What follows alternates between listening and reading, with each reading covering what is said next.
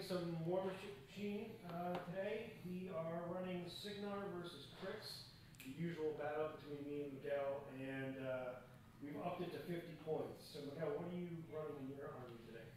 So, I've got the familiar Bane Witch, Agathia. I hope I said it that time correctly. If I didn't, oh well. She's got in her battle group a Slayer, a Reaper. This proxied Harrower is going to be my Desiccator, because she's a Bane Witch. I figured he would get an extra focus, so maybe that will help me manage my focus a little better. She has a Night Wrench, and because I think it's a really cool bone jack, a Ripper. Cool. This thing, so it has critical armor piercing, so if it crits on its attack, it halves your armor. So I'm looking forward to hopefully doing that. Off to the side, I've got a minimum unit of Bane Warriors with their Dark Shroud and Weapon Master. I really hate those guys. Don't worry, they're probably not hit you. They only have a mat of 6. I brought back to the table the proxy gunslingers, so that unit there, and then an unproxied unit of gunslingers down below. They did fairly well against our, against you in our last match, so I'm hoping to get a repeat of that. And then because we typically blow up my jacks so quickly, I brought 2 repairmen. I have, I forget what they're called. I have 2 necrotechs. One is on loan from Jeff here at Mox, and the other one I have not glued down to the base because I'm going to paint it by myself. So that is my whole army, and it comes up to exactly 50 points. Excellent. I'm going to switch up my caster and take out Major Victoria Haley. Only like the best caster in the game. Yeah, well, I wanted to try her. I really just wanted to use telekinesis. At least try it out. And I haven't had a chance to use this jack yet, but Old Rowdy's coming out. Retaliatory Strike, Counter Charge, Yeah. and I hear rumors that he also has a shield. No. He does. Does he? Oh yeah, he does have he has a shield on his fist. A buckler? Yes. For just +1.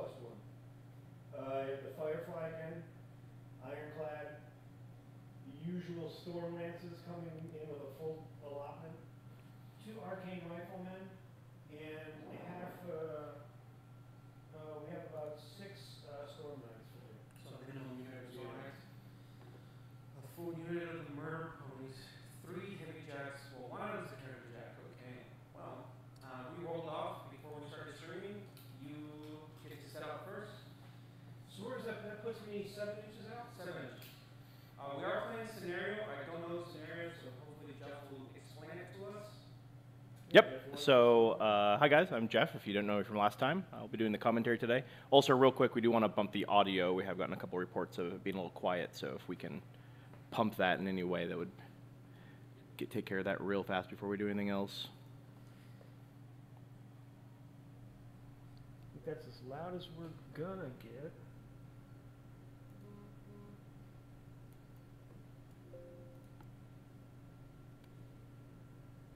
So we're going to touch on the audio real fast and see if we can't pump those levels just a hair before we dive too far into this. We'll see if we can't do anything else. Otherwise, you might just have to turn your volume way up. Side note, speakers, max volume, we can't hear any of you. Okay, we just got another independent report.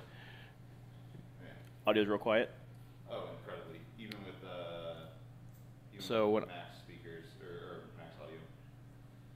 yeah, so I'm now watching the stream, and it is quietish, but it's I'm pretty hearable.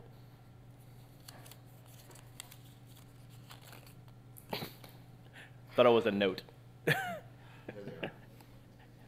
Not candy. Oh, that was just a guest appearance from the store manager. Oh, yeah. You were on camera. Okay, you look like you're about to take our pizza order. Well, I was going to, but like, what do we need to roll?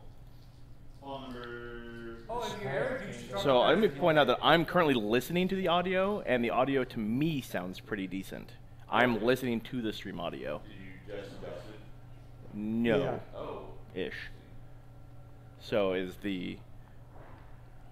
Alright, Cool. Well, we're gonna keep going as it is, and we'll play. And if things change, we will fiddle with it. All right. I'm gonna go all the class indefinitely at a Western. Excuse me, waiter. Could I get a glass of water, please? Yeah. No, we only serve dark brown whiskey here. Can I have 2 of those? Yeah, I'm okay with that. Oh, 3? All right. Well, anyways, let's get back to the material at hand. So they are playing scenario with 2 flags. Those are both in the center of the screen, offset. In this scenario, you can earn a point by dominating your flag. Dominating the flag is you have your warcaster in base contact with your friendly flag, which is a close one, and no enemy models within 4 inches. And that will score you a point. Conversely, you can control the enemy flag by having your models in base contact with the enemy flag, and no enemy models within 4 inches to contest them. And that'll score you a point. And if you can dominate the enemy flag, which is you have your warcaster in base contact with their flag, that'll score you 2 points. And the goal is to get to 5 points or win via assassination. And since both these fine gentlemen are still relatively new to the game, we're not playing with clocks yet, otherwise that would be an alternative method to victory. And then, as Eric mentioned, he's trying out a new warcaster, which is Epic Haley, and Miguel is staying with his tried and true Agathea, with a couple proxies out there, which I'll point out as the game goes on for clarification as needed. Also, it sounds like they can hear me fine. You guys might just be the quiet ones, okay. which is probably fine. Yeah, that'll probably be okay. Yeah. So I'm sorry. Who won the roll-off? I won off the roll-off. I chose to go second. And choose your side. So Miguel opted for the side of the table he's on, and Eric will get the first turn. And the notable jacks he's running are a Firefly, and Old Rowdy, the character jack. Nominally strikers, but pretty much universally, you could make an argument as probably the best character beater in Cygnar.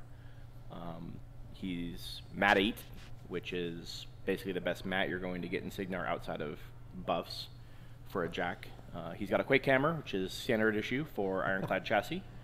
He has a little buckler that you absolutely cannot see on the model that gives him +1 armor. And then he has Countercharge and Retaliatory Strike, which are all extremely useful abilities to have on a jack. Oh, and Aggressive, so he runs and charges for free. So he basically does it all in a extremely well-costed package of 18 points off the top of my head. Yep, 18 points. Yeah. I'm trying to think, do I want to...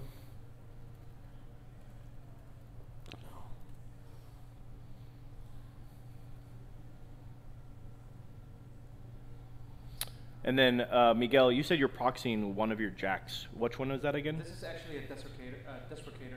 And Desecrator is the one that's going to get free focus based on proximity to Banes, correct? Bane, yes. And she is a Bane.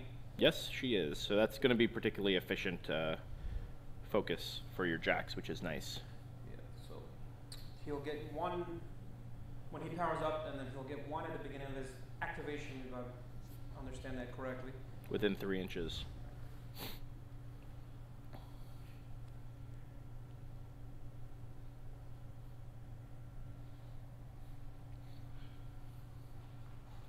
So we've played around a little bit with our formatting. So we now have the player cameras, so you can see Eric and Miguel on there.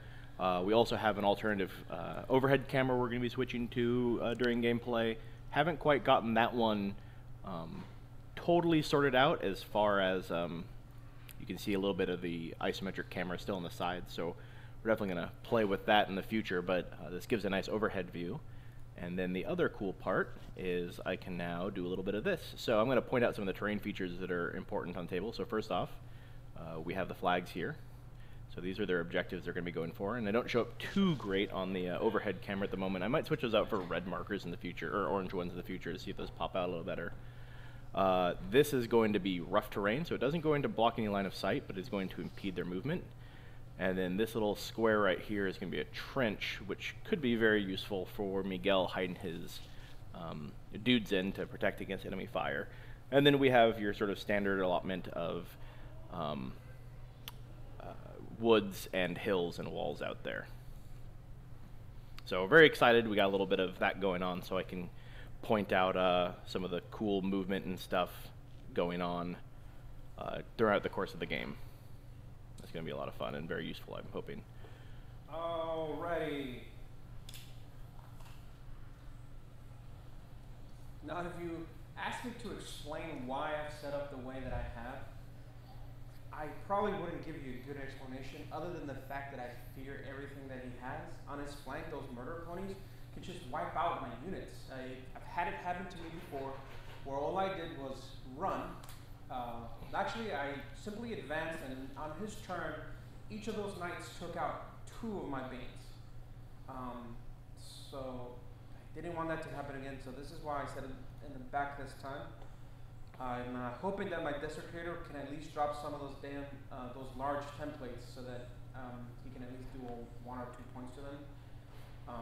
Because even if I miss, that should be able to deviate and land somewhere to hopefully help me out. So you might, and as Miguel was just talking about, could look at this deployment and be like, whew, he is stuck behind that giant kidney bean forest right there. The nice thing about Agathea is she, like a host of Cryx casters before her, all have Ghostly. So Miguel is probably going to want to do something like cast Ghostly on that unit and cast Ghostly on that unit. Those are his 2 units of Styx's Gunslingers. That will allow them to get into these woods without too much penalty, and then from here they have Prowl, correct? They do not have Prowl. Okay, well, I'm just a crazy person then. Well, either way, that will give them a substantial defense boost from being in the concealment. I thought for a second they might have had Prowl, which would have been very useful because then they would have had triggered stealth.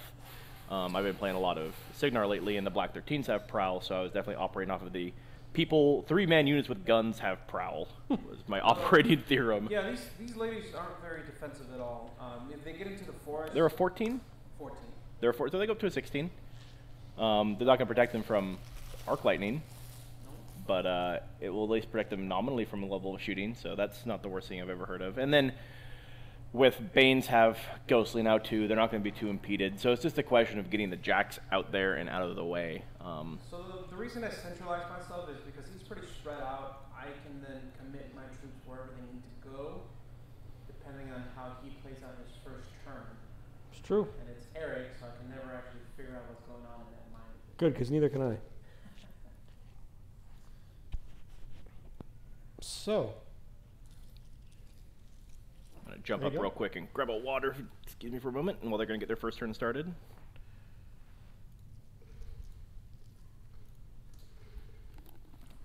Do this without damaging people's eardrums. She's got 8. They're going to power up. And let's begin.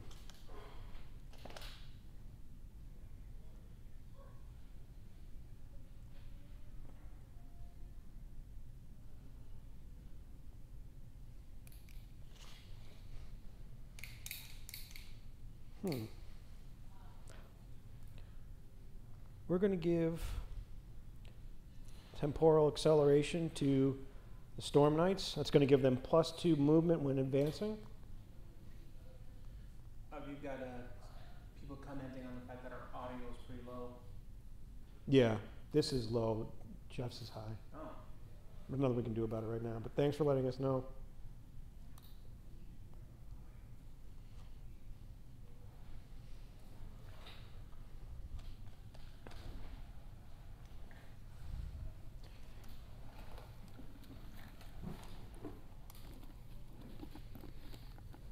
All right. Murder ponies are running up. Lances are coming up.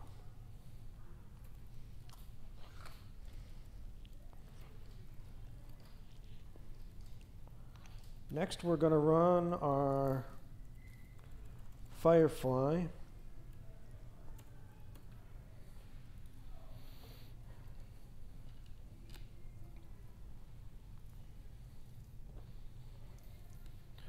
So I've been playing a bunch of Cygnar lately, and one of the things I've been struggling with has been the increased terrain requirements with Mark III and having very little access to Pathfinder. Yeah. So I've actually been building more and more lists with Elaine Runewood, who's a solo who grants Pathfinder to Cygnar units. Because I've been finding myself in situations where I'm getting bogged down by terrain, and it's really impacting my ability to apply pressure across the table. And that's a unit of Sword Knights you're using, correct? Yep.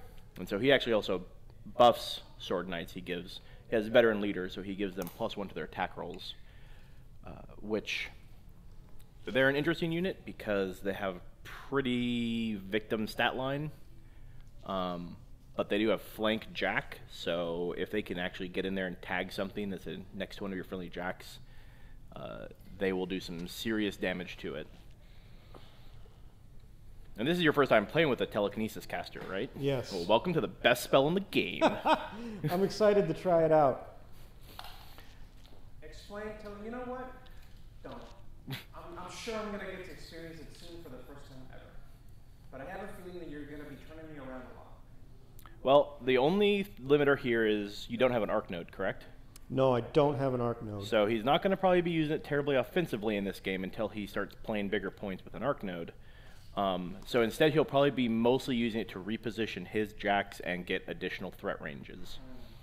But going forward, as you guys grow to 75 points, you would probably want to pick up Thorn. We were having that conversation briefly just before the stream started. Yep.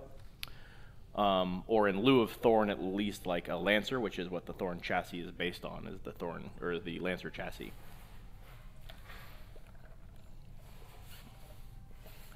So yeah, you probably don't have to worry about it too much offensively. But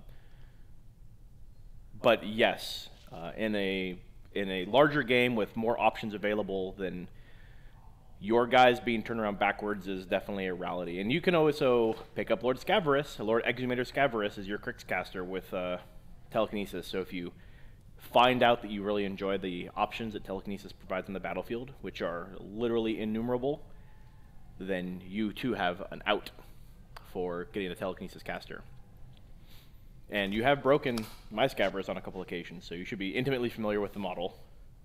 Yes, I know what he looks like. You know what he feels like in multiple pieces. Hands down, the best looking model. He is really cool, though. He's actually a really cool model. I forgot to move my caster. Did you cast a spell? Yep. And then you went on to do something Yep. else? Oh, That fun. sucks. Go. Okay.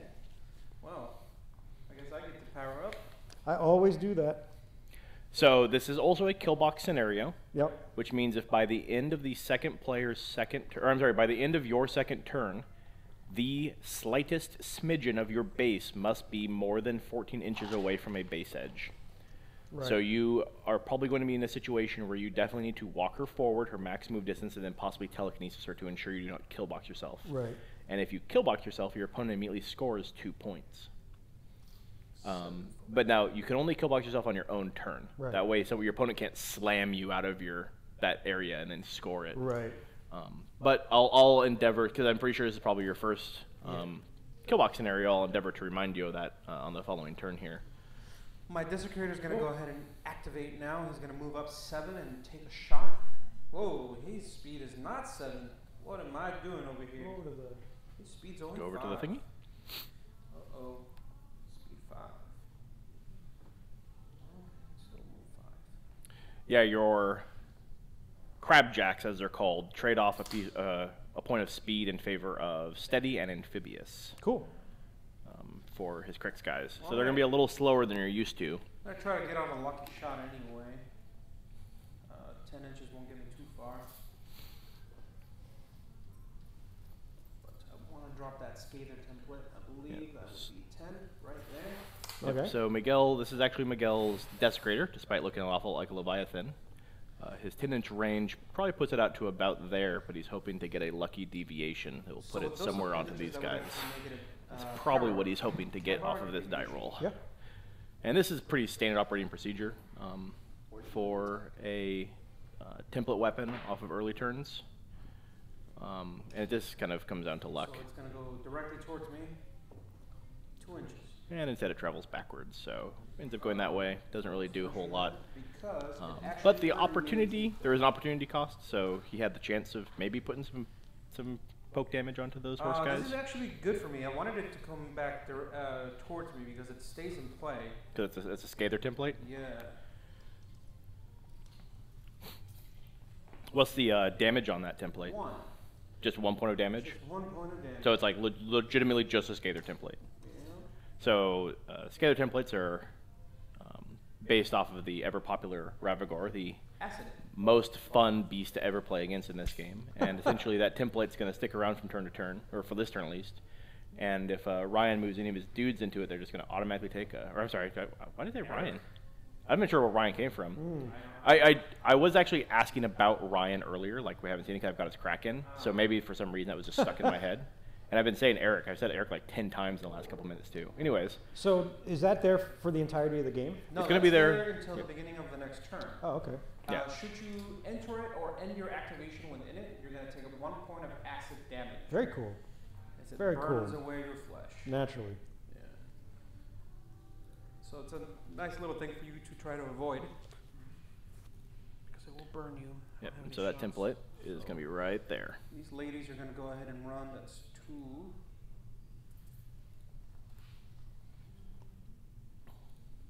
12.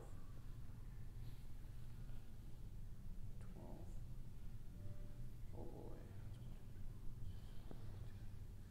Also 12. That's 1 unit of gunslingers. My second unit of gunslingers is going to do the same thing.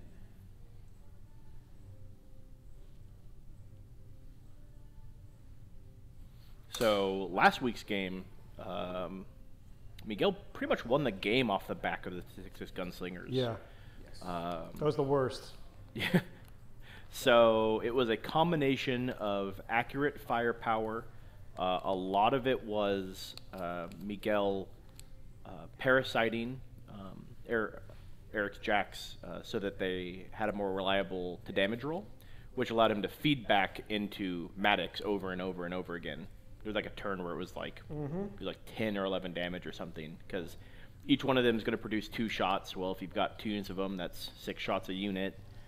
If you're reliably hitting as a result of debuffs or knockdown or knocked out movement and their armor, that's potentially 12 damaging shots, and each one of those feedbacks into your Warcaster for a point of damage. And if you are a Cygnar caster, you sure do have like 15 boxes. I think Agathia wants to go ahead and activate. Agathia, I apologize. She's going to cast, through her Arc Note, she's going to cast Hellrot on the Slayer, so that will give him +2 to armor, and should you hit him, he essentially gains vengeance. If you damage him, he gets to move 3 inches and then make an attack. That's right there. And then she's going to sit comfortably. I'm like, should I pop my feet? That only allows me to teleport. Looks like all your shooting is through over there, so I'm going to need that. Don't need to cast anything else. I guess Ghost Walk on my Slayer for another 2, since that is not a upkeepable spell, and then she's going to go ahead and advance herself. What is that? 2, 3, 4. Right into the forest. She's got 1 more inch to go. That's 6 total. Oh, and we are now on a hardlined connection, so we have dropped no frames, which is fantastic. I like it. So that was that's going to definitely be a big improvement from last week's stream. Hopefully, we'll continue to see little integral or small improvements from week to week until we really get this sucker locked down.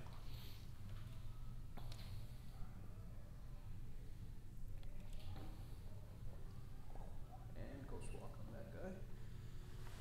Reaper's gonna go ahead and run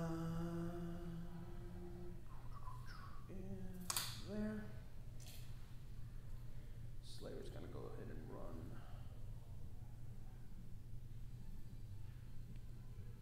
up there. Oh, 14 inches. Oh, I'm good.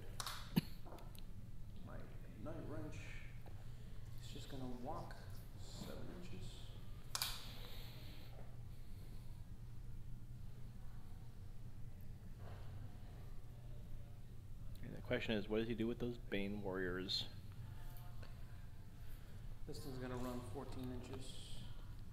Now, with those gunslingers being in the forest, am I able to shoot at them? Do they get a You are bonus? able to shoot at them because their bases are entirely within the footprint of the forest. They do receive concealment, which is a +2 to their defense. Okay. So for all intents and purposes, they're each individually defense 16 right now against shooting. Okay.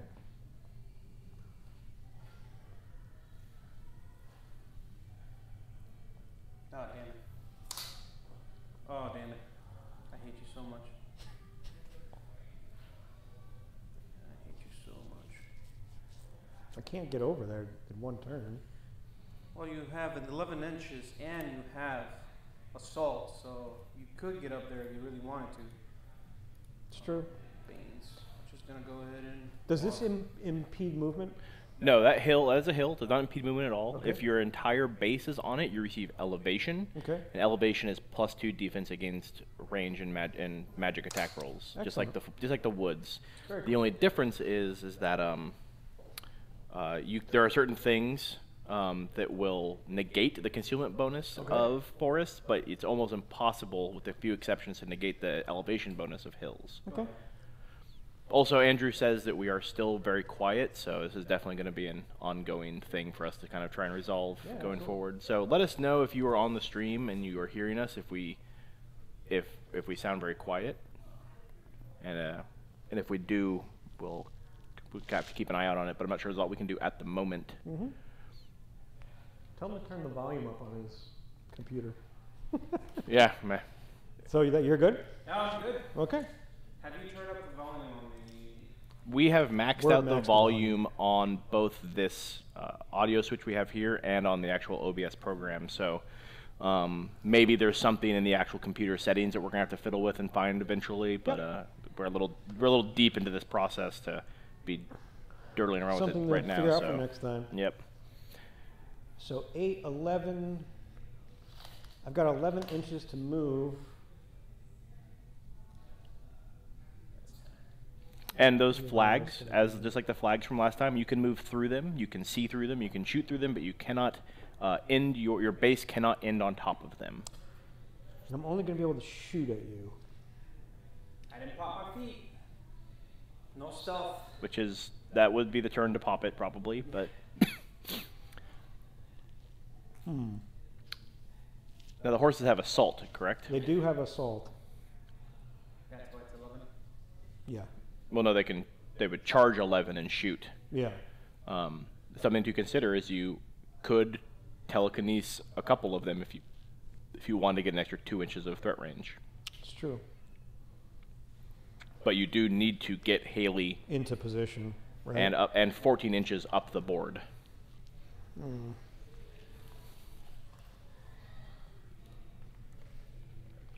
Yeah, I got to get her to where that jack is first.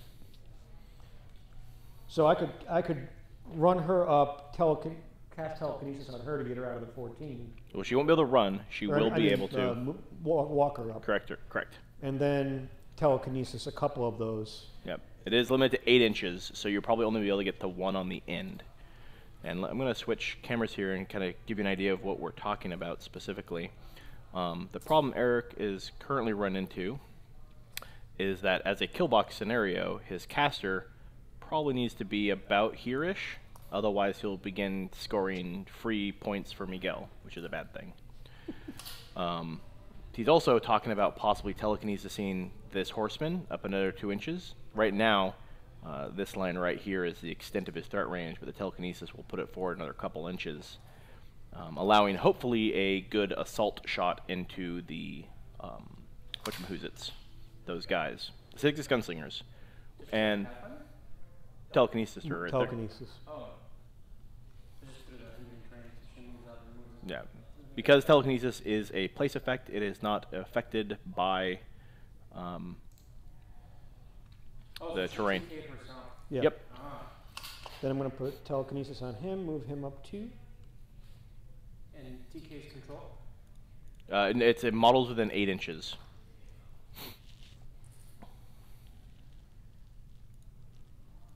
Oh, Jesus. Hold on, I get 2 of those back. I thought telekinesis was 3. Nope, it's 2. Do I have 8 So inches? that's why Severus popped his feet. Scabrous, and yep, when Scabrous pops his feet, all the spells cost 1 less. You get one focus TKs, which is good. FYI. Might also be worth checking your control area and seeing if there is a world in which you want to feat this turn.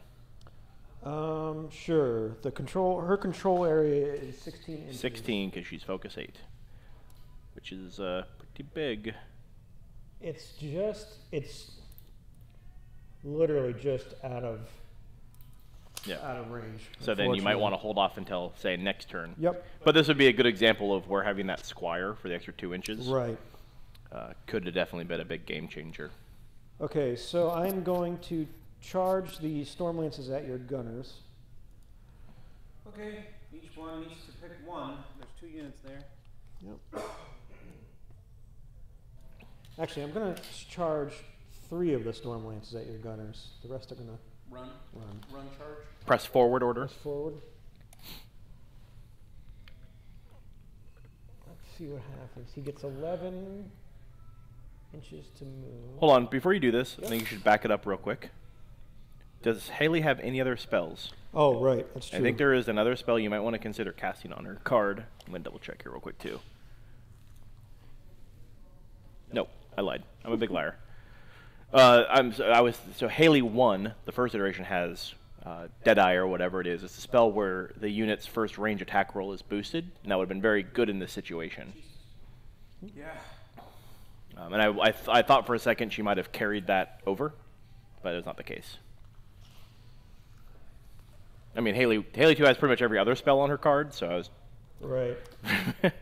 might as well just have them all. Why not? It's definitely at.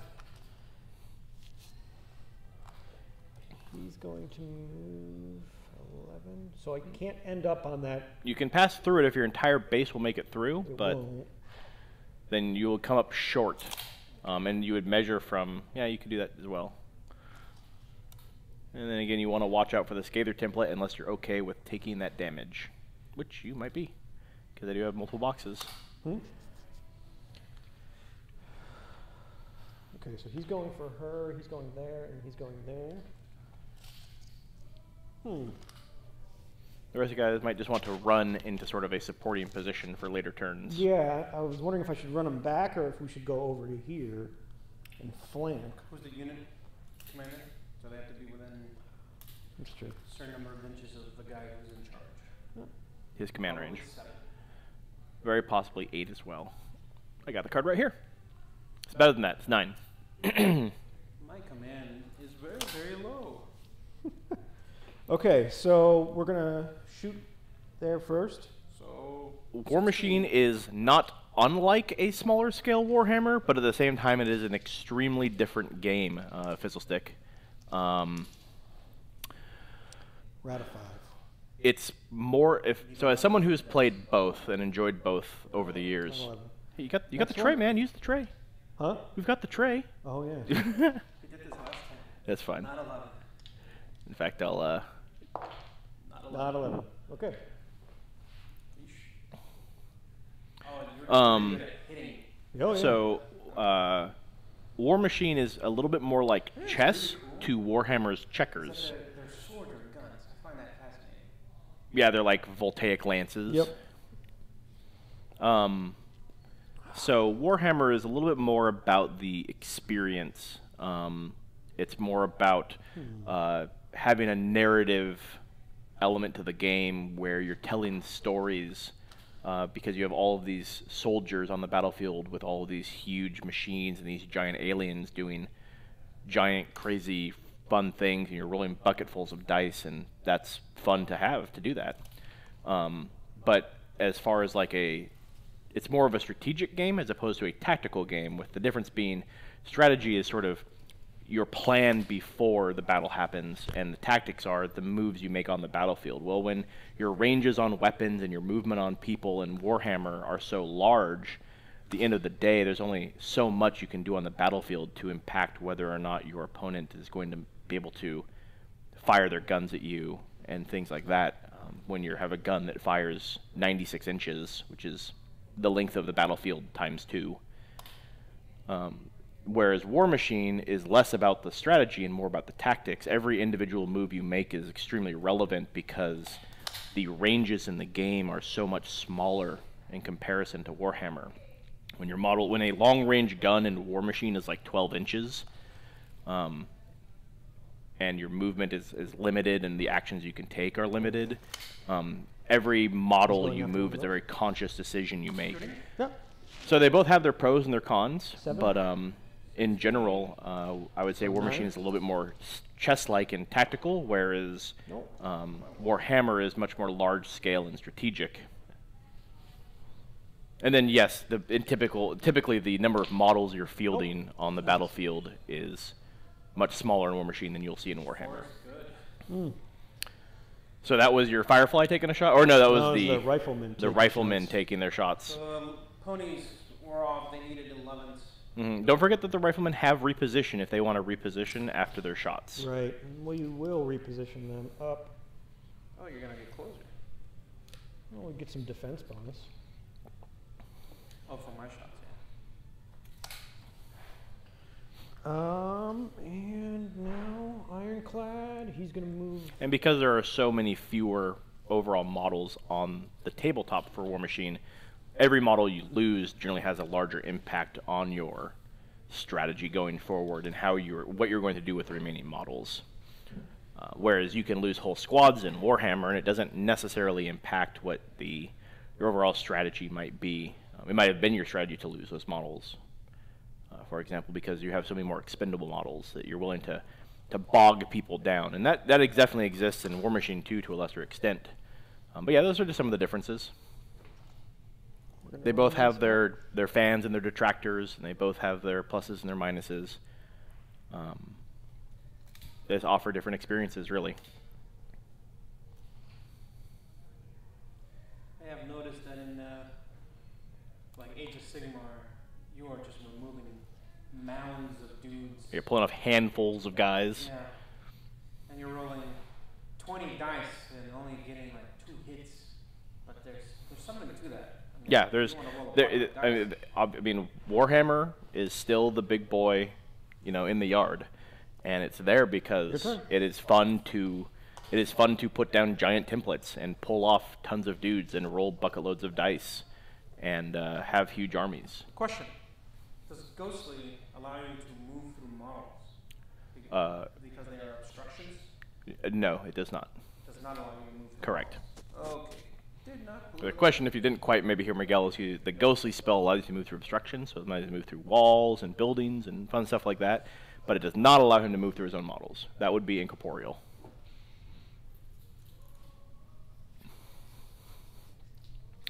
Additionally, in Warmachine, you have a king piece called your Warcaster or your Warlock, and if this piece is destroyed, you end the game immediately. So there's definitely a big part of the game is how best to utilize this king piece without risking them or using measured risk to make the most of their personal abilities, which are generally much higher than the average individual model.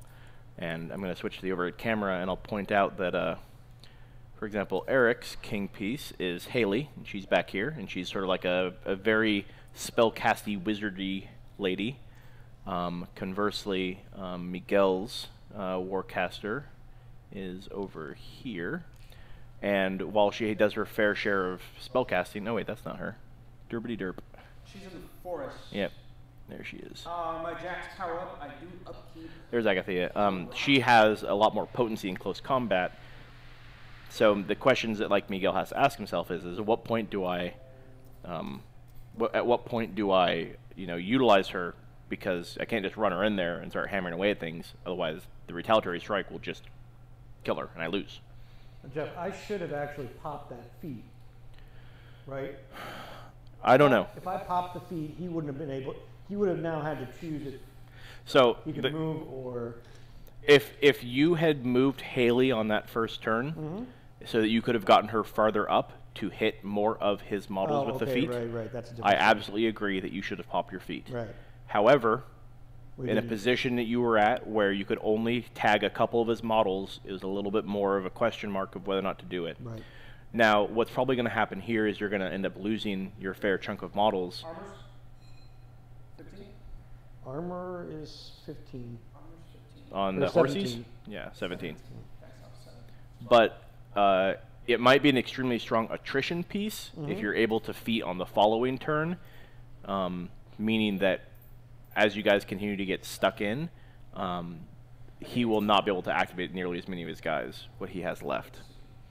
So, yes, if this was, if we were going to backtrack and kind of go Right. back and talk about some of the mistakes made in this game, then yes, forgetting to move Haley in that first turn was extremely impactful, but it still might have positive benefits as the game progresses.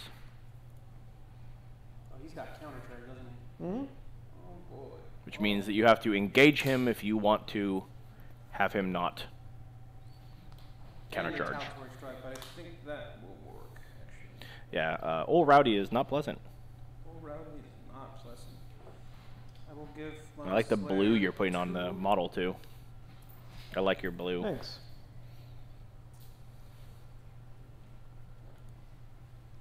Counter strike is, counter charge is 6 inches. Yes. Yep. I'm gonna move my little dude. He's gonna go. Brr, brr, brr, brr, brr. Oh look, I'm within 6 inches of you, but there's a forest there. You might not want to do anything. What? Your choice. Oh, who moves there? You're in 6 inches? Don't think so. No, I am not. Even if you were, if he's behind the woods and you cannot see him, you would not be able to countercharge him. Okay, gotcha.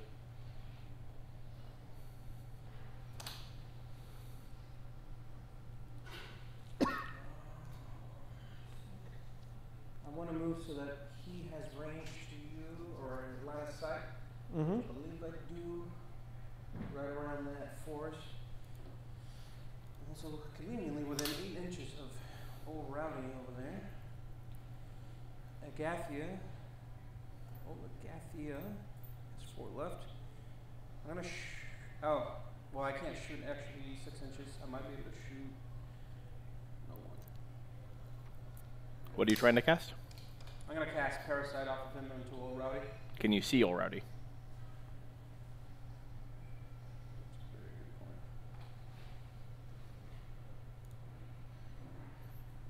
Yes. But this is your call. You want me to come and take a look? Yeah.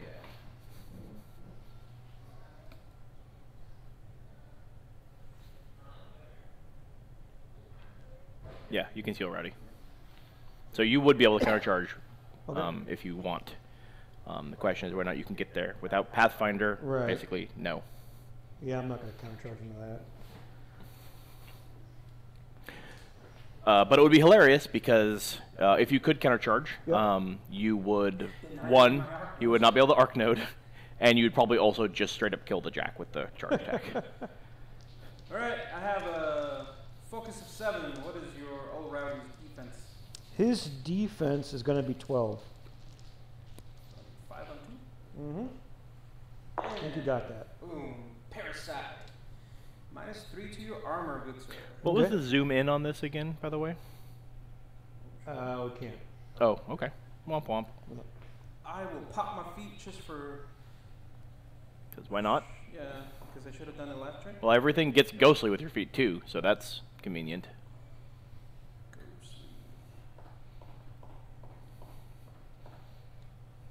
We'll be able to zoom in next week. Okay, cool. We are broadcasting from the lovely speakeasy room here at Mox Boarding House. What will hopefully become sort of our weekly ritual of Divvy Loots, hosted charged right at in. Mox Boarding House. Right in. Right in. Yep. Right in. What a...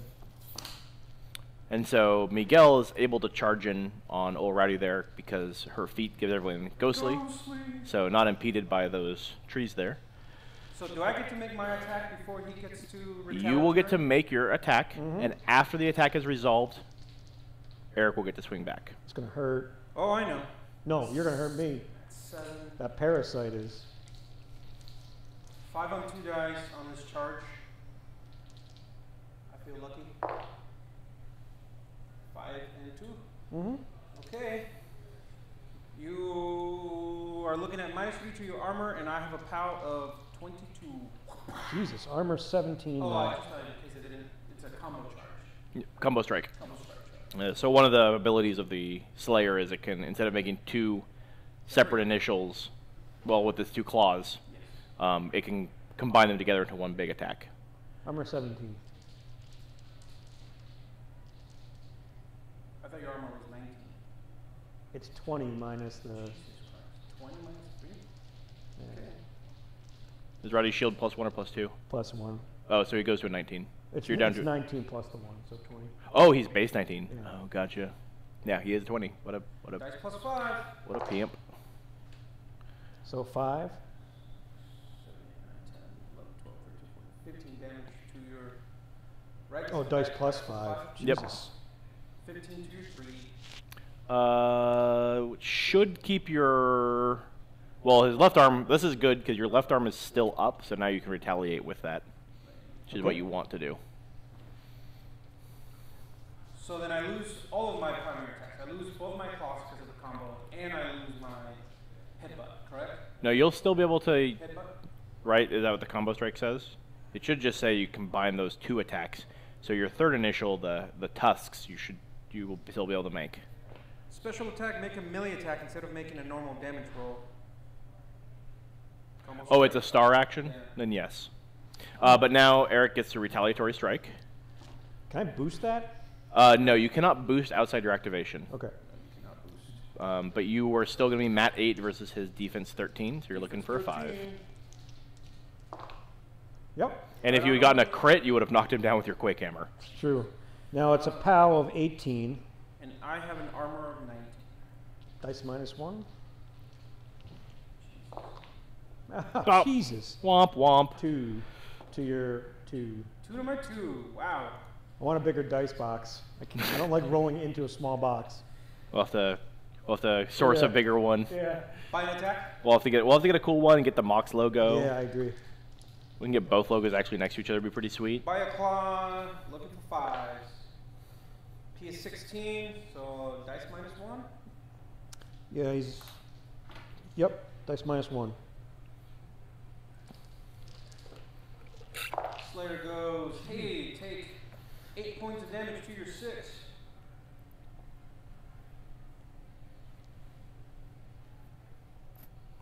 Ugh.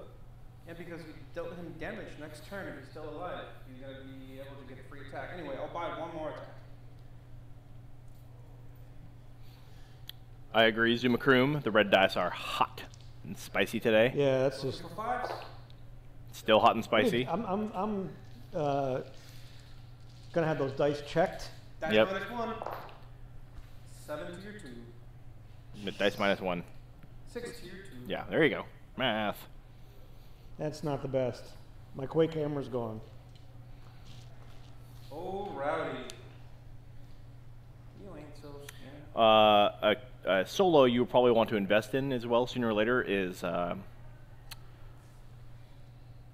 Arlen Strangeways. Mm-hmm. Because he's got the repair and he has empower to put extra focus on your jacks.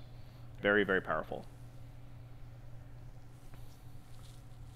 I think that my gunslingers are going to go ahead and activate now. Okay. So that is the 3 guys on the front. Gotta mute my mic for a second so I can cough here. Don't want to blow your guys' ears. Actually, I think I want to go with the girls in Wrong the mic.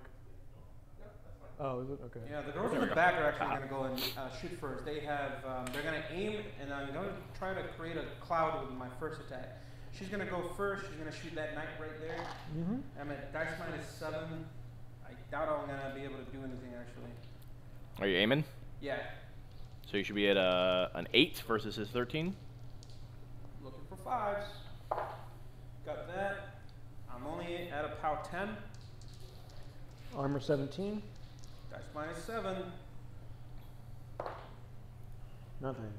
Nothing. Second attack. Looking for 5s. So what Miguel's hoping to do here now is using these units here Nope. He's gonna try and kill, She's gonna go and shoot at the hopefully, same guy. Okay. some of these horsemen Missed. using his blood mist bullet type. If he gets the kill, he'll explode into a cloud, which he's hoping that cloud will provide suitable line of sight blockage, so that the horse dudes aren't just gonna roll in there and steamroll all So the she will aim at the same gunslingers. Hmm? I can hit you. Nope. Dice -7. Another thing to Nope. remember is this template Oh, is that one also hits. currently That's the not on the last one? table. That was a Scather from last turn. He just needs to Okay. pull it off. Lady in the front will shoot. What? Lady at the front will shoot. Okay. That was there are 2 individual units. Now I'm gonna go on to the second unit. So she's gonna aim at that dude right there, looking for 5s. Got it. Trying to create a cloud. Dice -7. Nope. Nothing.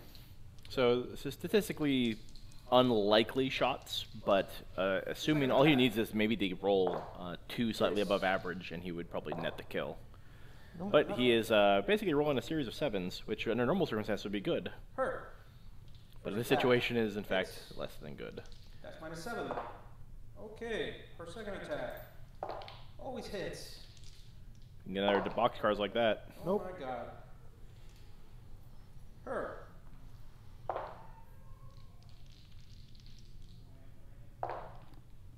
Okay, and her last attack. Switch it up. Watch this. No, I'm good. I'm good with it. There you go. We got that one 1 damage. point. He dies. Nope. Oh no. They got 5 boxes. Good job, gunslingers. Good job, Gunslingers. Could have maybe gone for some of the swordsman guys potentially. Might have been a possible thing. Thought they were too deep into the forest. It's 3 inches. Maybe? From any line of sight drawing? I did not give up. Oh, Rio could have teleported, but didn't. Yeah, the second, or I guess third part of Agathia's feat is that all of his jacks, after they finish their activations, get a 3-inch teleport. Is that correct? Yes. He's gonna go ahead and activate. He's within 3 inches. You ever get to pull off your Scather?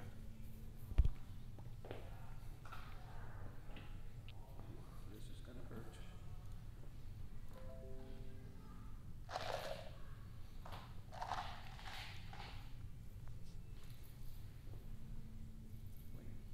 Wait, 8 inches on the charge. So I'm going to double check the weapon loadout on the Desecrator. So I'm making sure I'm giving you guys all the right information. Okay. That does not look good for Let's see here.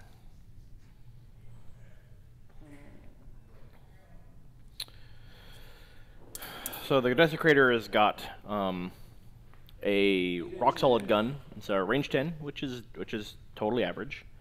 It's POW 12, which is fairly low for a jack gun, to be fair, but it is AoE 4, which means it's not going after any heavily armed targets. It's going to try and smash as much infantry as possible, especially because it leaves that template behind, which is super duper nice. I believe he's looking for 7s on that. His weapon, however, is particularly nasty. It does not have reach. It has 1 inch of reach, but POW 17 is definitely above average as far as Cryx, 7 on 2. like jack guy damages go. Nope. Wow, that's by 1. Especially when you factor in all of Cryx's signature debuffs. Attack. So it's definitely going to smash any heavily armed target it finds once you toss on some form of armor debuff. Wow. It is speed 5, which is below average for Cryx checks, which are classically 6s. And Mat 6 is nothing to write home about, but the fact that Miguel got a free focus courtesy of his accumulator for Banes, you did get that right, Miguel? Yes. Yep.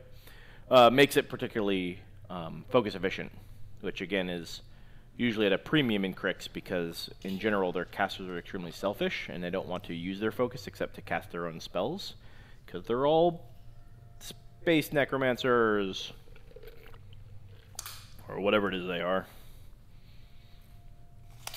They are definitely space necromancers. Man, my dice are not looking good today.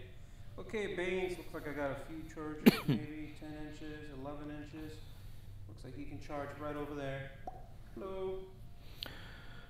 So the bulk of Miguel's significant hitting power has gone now. Obviously, the witches didn't do a whole lot there. This guy just kind of whiff-centraled. He obviously did some serious damage to Old Rowdy right here, which is helpful. The Reaper over here has yet to go, but probably has a limited number of targets unless he kind of dirtles. The Reaper's probably going to want to go over here somewhere. He's going to need to, I'll clear this up a little bit so I can make my point. Okay. He's gonna go. This Reaper is still right here. He has his 8-inch points? harpoon, which means that its range is going to be probably right about here. Miguel probably wants to set up the Reaper in such a way where he potentially harpoons this guy and drags him in to hit him. The only problem is Miguel armor. is now engaged him, so his defense is going to be obnoxiously high to deal with. You have -2 to your armor. Mm-hmm. The sort of double side effect of that, maybe there's a world where Miguel wants to drag this guy, but to do so, he has to clear this line of fire because he has to drag in a straight line. So he needs to get this guy all the way over here. I'm just not sure it's going to happen, at least not from the angle that I'm looking at. But we'll have to see once it kind of gets onto the tabletop. Other options include him just walking him in here and swinging away on these guys, but that's probably not a great return on his investment. So here we go. The Reaper. Just gonna go ahead and move.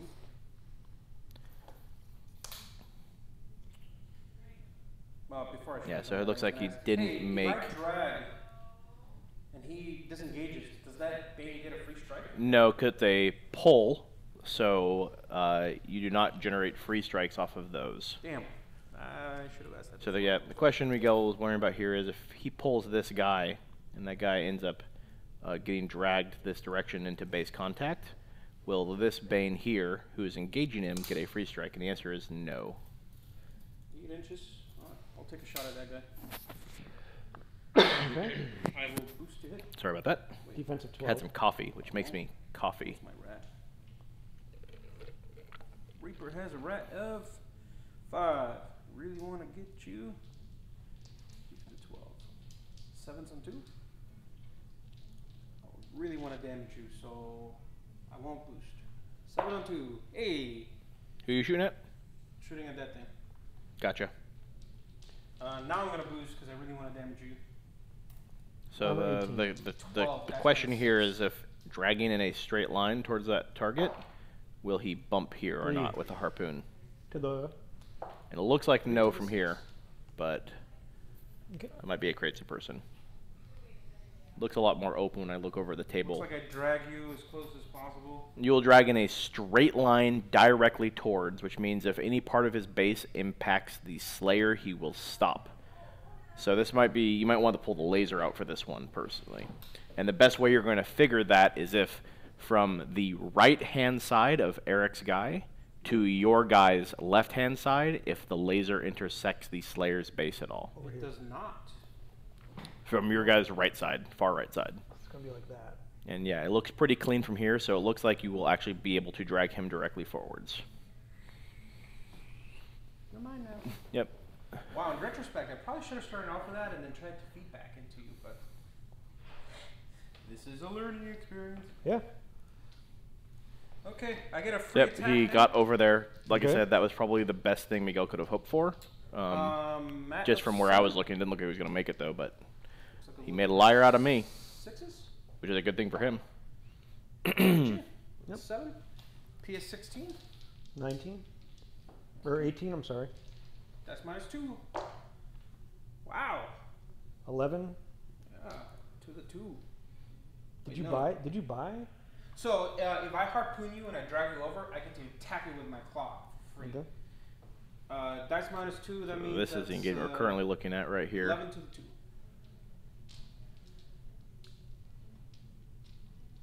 And you can kind of see how the battlefield is shaping up here.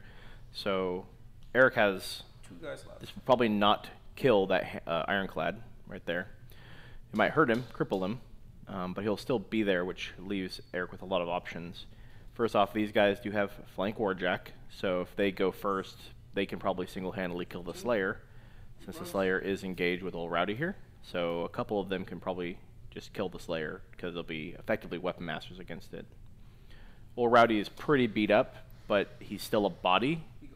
His best option might be to, like, say, run towards the flag and just sit there and camp on it and be half of a jack who needs to be removed. Otherwise, he could control the flag. Or he could just, like, run in and engage all of the gunslingers so that they will not be able to shoot as easily.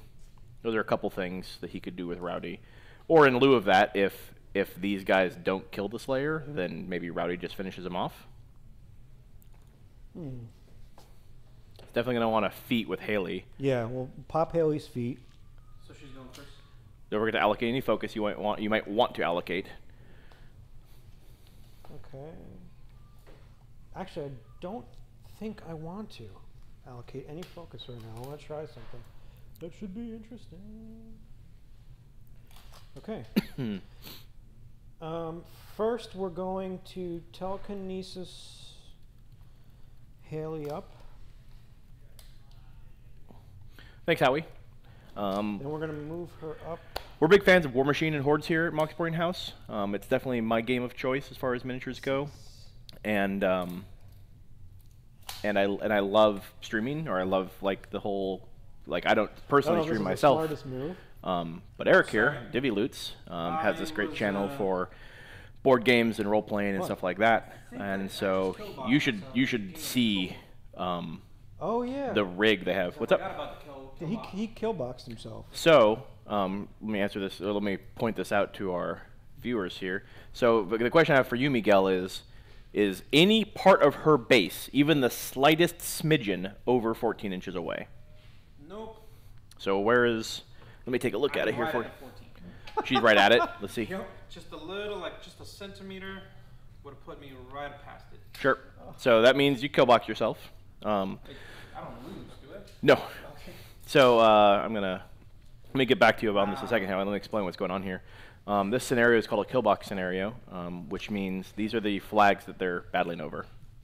And if your warcaster has to exist inside the kill box, as it's called, it's literally called the kill box. Okay.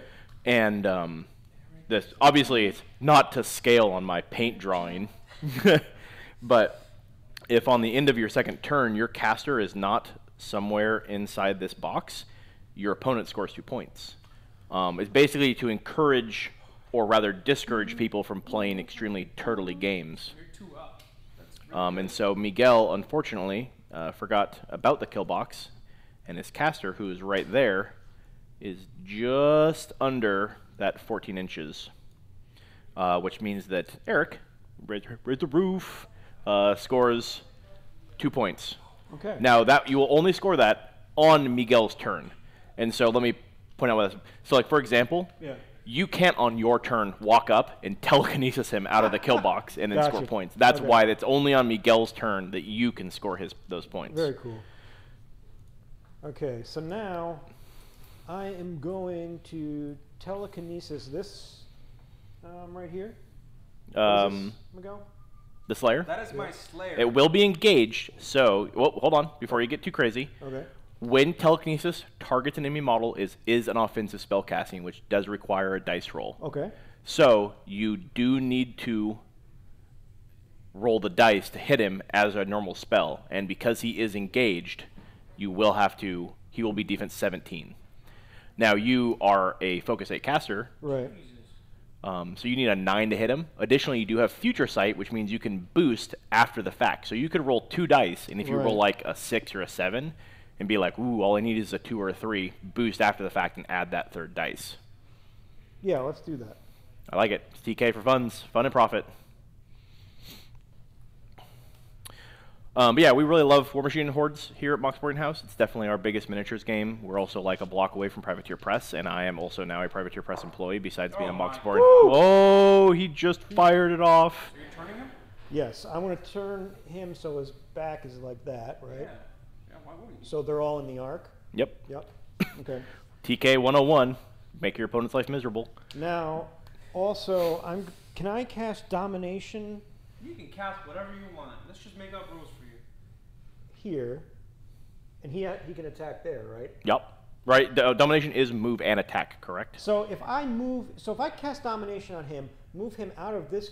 He's zone? a friendly model during domination. Okay. That would have been funny. Yeah. So you will not get a free strike, which is what I presume you were going for. Very much so. And so, I mean, one of these days we'll have to take like a behind-the-scenes picture so we can show your audience how your crazy rig you have set up, because it is nuts. It is not just like we have a camera. It's like being in a movie studio in here right now. Okay, so I am and one of the things that I love about Warmachine and stuff is the community is really great, but Eric here has an incredible setup for video and audio, except obviously the audio needs to be worked on because you guys can't hear us very well. But we really want to take it seriously and have like cool layouts and like being able to do the telestration with the movements and the player cams and all that kind of stuff. And we're going to make a weekly thing, and hopefully every week is just going to get better and better until it's just like the coolest thing ever. So thanks for the shout outs for the webcam and stuff. 'Cause that was a great idea for being able to see them. No, domination fails. No, wait, remember you can boost after the fact if you had a focus. I don't. Oh, okay. Yep, you're fine. Don't forget the feet. I did feet. Okay. Let's talk about Helly's feet, because it's the least fun thing to play against ever created. Oh, that's me. Yeah. Joe. So everything in her control area, which is literally the universe, on your next turn has to sacrifice either its movement or its combat action. Dude. So they can either move or they can attack. And because they have to sacrifice one or the other, they can't do things like aim, which requires you to have both, or charge, which requires you to have both. Totally true. Okay, so. Oh, you couldn't shoot spells at me. What? I have stealth. Huh? That is true. Oh. You automatically miss. With a 5. Okay. Good catch. Okay, the Sword Knights are going to So, essentially what Miguel's saying is Agathia's feat, conversely, is all of your models gain stealth and ghostly. And in stealth, if you are targeting an enemy model with a range attack or a magic attack from more than 5 inches away, and here is Haley's position. He's trying to cast a domination on that guy. That is greater than 5 inches. So the attack automatically misses. It's the moral of the story. So move him here. Yeah, lots of complex mechanisms going on in this game. It's definitely difficult to keep keep everything in mind when so many moving parts. 6 inches. Yeah. I'm sure you're not cheating. So are they charging or are they just moving? They're moving. They don't have Pathfinder. Yeah. Well, they can charge, but they'll have their speed. Yeah, these ones are going to charge. So he will get what? So the question is you can only see through 3 inches of forest. Oh, okay. So he can't really charge. Yep. So they might be able to charge, say, the Slayer potentially. Well, the Slayer's kind of taken up right now. That's true. And they have 1 inch reach, and a 30mm base is slightly larger than 1 inch. Okay, good to know. They can run. So they can run. If you engage my arc node, it's bad for me. Yeah. Even if you aren't doing anything to it. So running will give me 6 inches. Excuse me again. Man, it's bad today. I apologize. No, I'm just, for some reason, the coffee is making me cough a lot, and I feel. Some of these guys are talking about XP. What does that mean? What? No, that's a bot that I have. If you're watching the channel, you gain XP, and you can check your XP in the channel, and then you can turn XP in for certain things. Coffee mods? Yeah. Really? Okay, these are going to attack. So you're saying that I should be logged in with my account watching this? Start grabbing some XP. What? I'm missing out. Gotta get there. I think you are logged in on your phone. I was. I need to get. All right, so the Sword Knights have a mat plus 10, right? Okay. Or no, I'm sorry, Jesus. They have a mat of 6. What do they get? What do these ones get for being in the back arc? 104 XP. Plus 2, Hell yeah. and then plus 2 to attack rolls from flank, and again additional damage dice. So it's plus 4 to attack. So I have a 10 mat right now. Okay, the only way you will miss if you roll a snake eyes, because I think needing the armor will miss. Okay. Or defense. All right, so weapon master, you're looking at Really bugging me. 19. All right, so here is POW of the. 10. I'm going to switch the camera here so we can get a little bit closer, uptight view of the action here.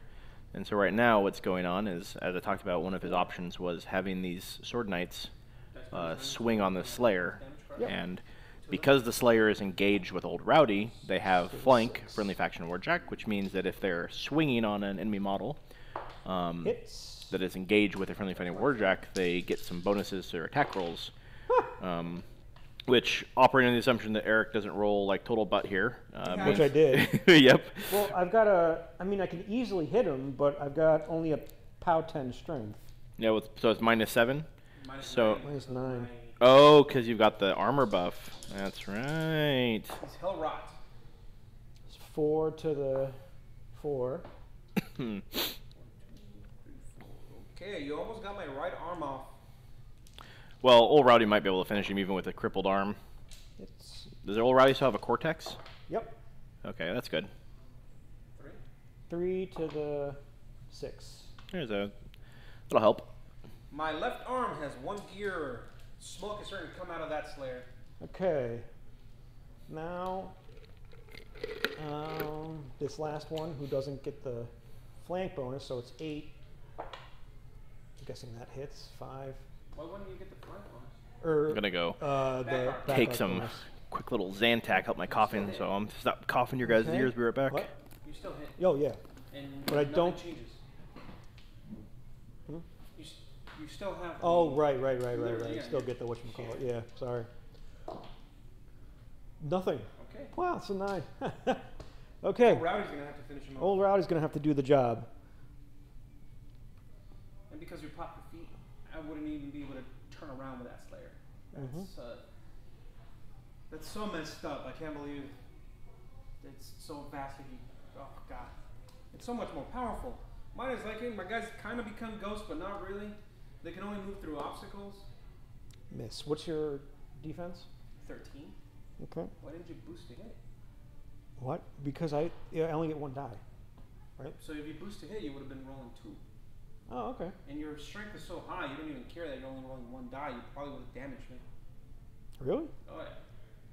But I mean, too late now, sucker. Okay. Right. So, what's your strength on that weapon? 18. 18. You would have been at dice -1, only rolling 1 die. Okay. So, but Okay, so next one is Mat 6. Snake Eyes, Open Rolling Fist. That is only on the Quake hammer. we have a box for a reason. Yeah, well, I never roll anything good in that box, so I don't care right now. Eric's refusing to roll within the box now. Yeah, sorry. Boxes as enemy. Oh! I didn't count the flanking.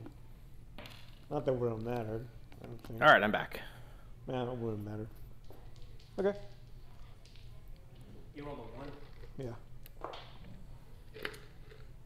What am I? It's a POW 14. You're at dice -5.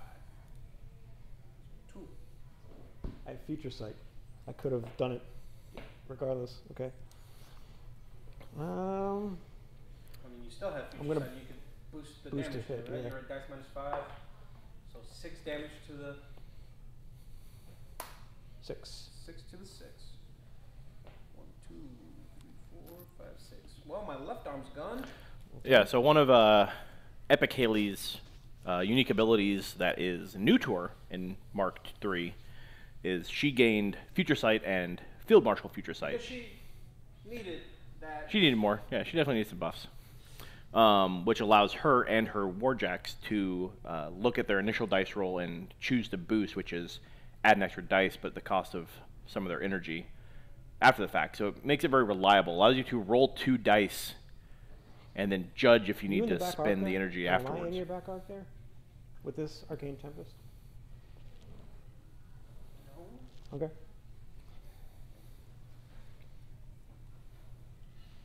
No. Okay. Dude, lasers, so helpful. Yeah. You guys need to get arcs on your things now. No. So, I'm going to shoot him with the Arcane Tempest Rifleman. You ignore the shooting into combat? Is your movement down yet at all? My movement is not down. I have 2 boxes in my movement on my 3. So yes, you will still incur the firing into melee penalty. Mm-hmm. So you would aim up to a 9, looking for an 8 against his 17. So he's moving. Yep. He's going to aim, though. So they're solos, right? You want to finish one guy before you go on to Oh, the next. okay. They're not a unit. Oh, okay.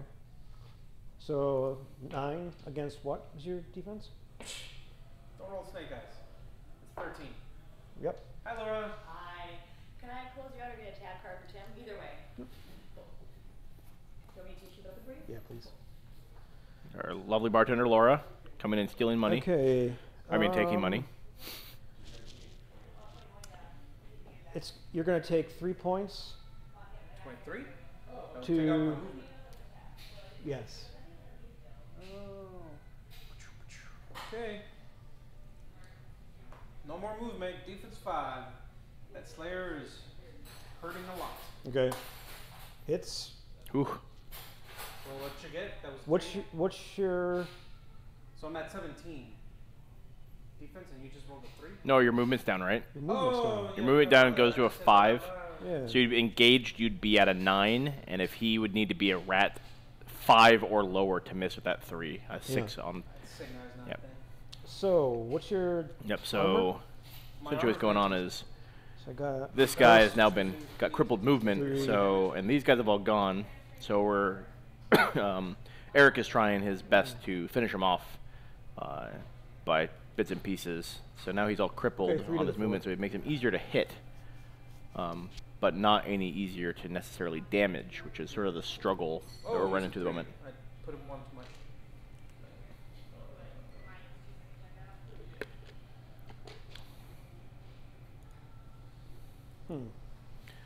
Looking at the board state, I would say that this guy dying is very relevant.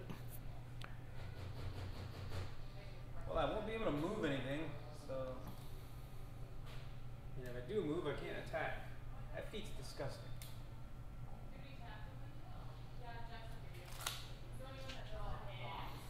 So there's a couple things here. This guy is kind of in the risky position. So I'm going to clear this. I'm going to talk a little bit about this while he's figuring out his turn. Hopefully I don't distract him too much. This guy might just need to go and take the free strike from him, which allows him to charge here, and in doing so, get an impact attack on him. And then the various attacks and lightning strikes and stuff will allow Eric to clear out these guys. This guy can go that way, impact attacking that guy right there, What is his defense? which will allow this guy to probably just travel up the 12. right up there and do that. Defense 12, armor 15. Okay. Excuse me again. I'm gonna try and stop doing that. But Yeah. Are engaged. clearing those guys out, let's 16. make this look a little Never prettier. mind. Um, I'm going to attack him. clearing these guys out with impact attacks should probably be a priority. Defense of 9. He has 5 and then plus that 1 way engaged. he can jam up and generally wipe out this front line here, Oh, you mean in melee? because the So it's horsey 5. guys are going to be bringing an assault shot, POW of 13. then the actual charge attack, Dice minus and then 6. a lightning bolt, which will travel to like one of these guys, whoever's closest. Same down here. You're looking at like that guy and that guy dying, and like that guy and that guy dying. So, Yeah. Storm Lances are extremely credible threats, 4 because to the if even 1.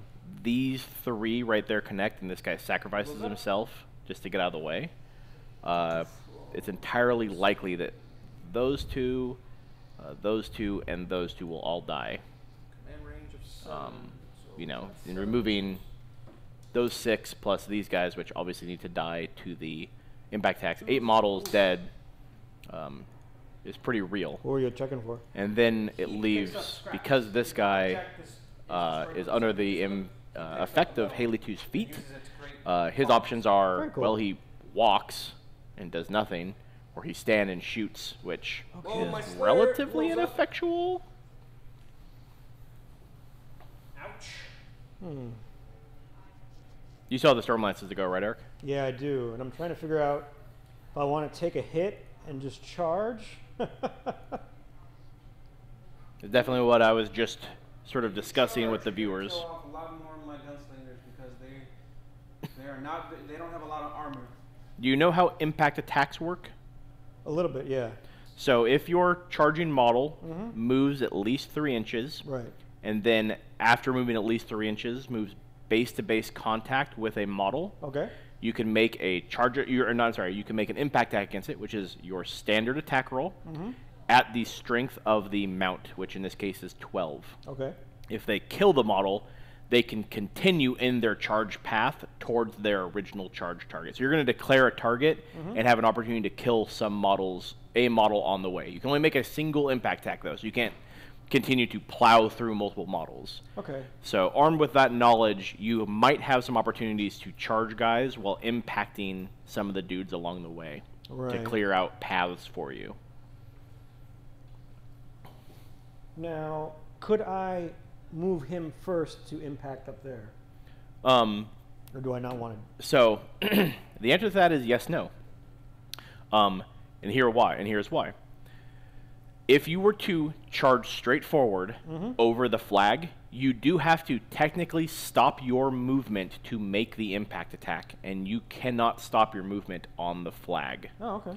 So you're going to need to charge in such a path and direction that when you stop in base-to-base contact to make your impact attack, you are not touching that flag base in any way. So, Interesting. yep, and again, you have to travel at least 3 inches to make that attack, and right now he's probably sub 3 Yeah. inches. So there might be possibly some sacrifices that need to be made for those guys to allow the guys in the back for them to make the impact attacks to clear those guys out. Right.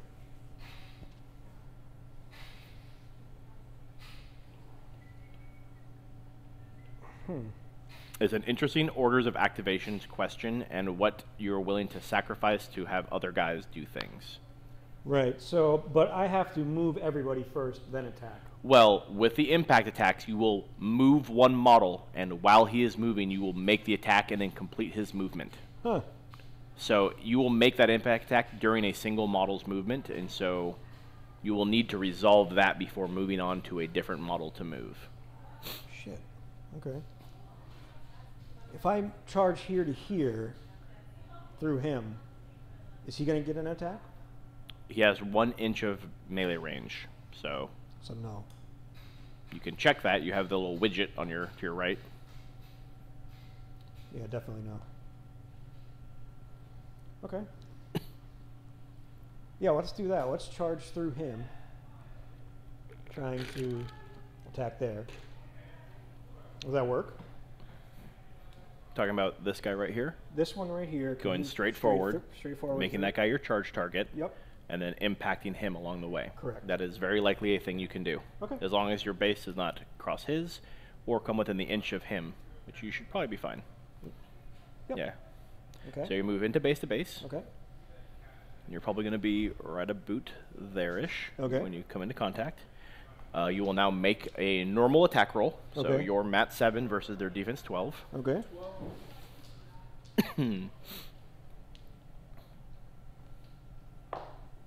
Hits. Hits. And what is the POW of your mount?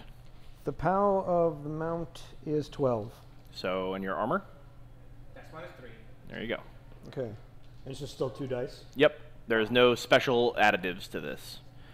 So now that guy completes his movement towards his charge target. Okay, so he goes up here. Yep, and he makes his assault shot. Okay. Rat of 5. While we're busy layering abilities. Yeah, rat of 5. 12. No. Misses the assault shot. Okay, now you could do someone else's movement. Okay. There's no way I could move here and just attack, correct? But you will not be able to make your attack roll until everyone has completed their movement. Right, so it wouldn't. And I can't charge here with this guy and then impact, can I? So you do have some options. I'm going to step in here just to offer this. So this guy could go elsewhere for Sure, example, he he could- could go over there, Right. or he could go after that, or he could just cruise somewhere else. That's true. Leaving this Then guy he could open go, okay. as a charged target, you probably won't be able to make an attack elsewhere because, again, he will not be able to end his movement on here to make the trample. So he might just have to declare that guy as a charge target. So those are your options. That's probably what you want to do, essentially. Okay. Yeah. If you want to make sure that guy can get out without Yeah. taking the free strike, Absolutely. which is a risk. Okay. So I'm going to. Yeah, we'll do that. What? Just your feet so disgusting because I won't be able to do much. Like Yes. it's incredibly frustrating how good that feet is. Hits. Yep. So you have to move into base contact, by the way, for the trample to technically be Okay, and it's a POW of horse. 12. Dice -3. Yep. Yep. Dead. And the other question is it does not electroleap yet. Now that guy can go, He can't shoot, but his charge target's dead, right? so he will be able to shoot, or I'm sorry, he'll be able to make his melee attack Just not shoot. on a different target. Okay. Correct. He just can't use his assault. Correct. Okay. So he'll go up to here. Right. And so you're going to want to make this a trample and move all the way into base contact. Okay, a trample. And you have the luxury of going whatever direction you want to end up in base contact with him. Okay. So you can end up right there, which is Okay. base contact and not overlapping the flag. So same concept. You want this to hit Definitely and hits. also kill. Definitely Pow. kills. Yep. Now, Now he's going to charge up into here. correct. And we'll And go. so here's the beauty of tramples, by the way. I'm going to go ahead and move your guy. Yeah. We're going to say targeting that model. You're going to end up right here, and you will make trample attacks against every model in your melee range of half of an inch. Interesting, So this okay. is your charged target, and you moved into base contact with her. Yep. Now you're doing a legal trample. You'll also be able to make a trample attack against that model. Interesting. Okay. Yeah, the potential damage output for this unit is off the charts. Right. So 14. yeah. So go ahead and make tramples. What's their 14. 14? And I am at 12. 7. 7. So I got to get 7s. Yep. Right. And if you hit them, they'll just die. 6. First one misses. There we go. Dead. Yep. Okay. Now you can make your assault shot. Okay. The assault shot goes off. That's going to be Very a high is what you're going to need. We're at a 5. So what was it? 14. 14. So I need a 16 in the woods.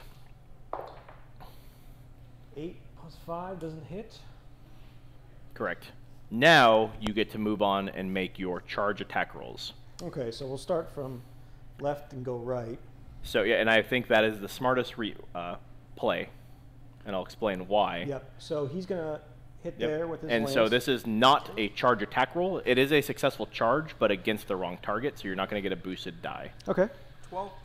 So 7. Definitely hits. And Now it's going to get Electro Leap, which is going to go back to him. Sure. so it's POW 10 on the Electro Leap. That's -5. No, 4, 14. Yeah, it does not kill with the Electro Leap. Okay. Now can't he- hit that. Correct. If he has them within his reach range of 2 inches. It's definitely not 2 inches, right? You probably have one of those guys within. Yeah, this one is. Yep. Yep, so you can make your attack against him. Hits. And will Electro Leap back to that No, guy? probably Electro Leap into Agathea. Oh, okay. Oh, it's got to be the closest one. Closest target. Okay. 10 POW. 15. Hits. 3 damage to Agathea. Oh. Auto Oh, hits. it's an auto hits. Yeah. So, right. So 3 damage. It's the power of Electro Leaps. So now on this guy, Yep. at the Staticus Gunslingers, it was a successful charge, and your charge target is still alive, so you get a boosted attack roll. Hits. Hits. I believe. No. 4 plus your Oh, I'm You're sorry. looking for a 14. Yep. Womp womp. Womp womp. Doesn't hit. Sorry. Yep. Off by 1. Off by 1. But regardless, that was still pretty good. You got to clear out both those guys. Got to clear out a chunk there. Some dudes there. And now, this guy's only retaliation is shooting. And these people can basically aim and shoot with their bullets, but at POW 10 versus armor 17, probably won't end up doing much damage. Effing brutal, man. Okay, the Ironclad's gonna go against. Still hasn't gone. Aw. Okay. He's got both of his whatchamacallits up. Weapons. Weapons. 7 against. 13. Okay. Hits. 17. POW of 18. So that's 10 to your 4. Yeah, 10 to your 4. Seems good. Okay. Next is same thing. 7. So, 7 plus 4, 11. Nothing. Okay, we'll buy an attack. Any systems down? Nope. Geez, really? Yep. That hits. And 18, so plus 1, dice plus 1. What's your It's 17. 9 to the 1?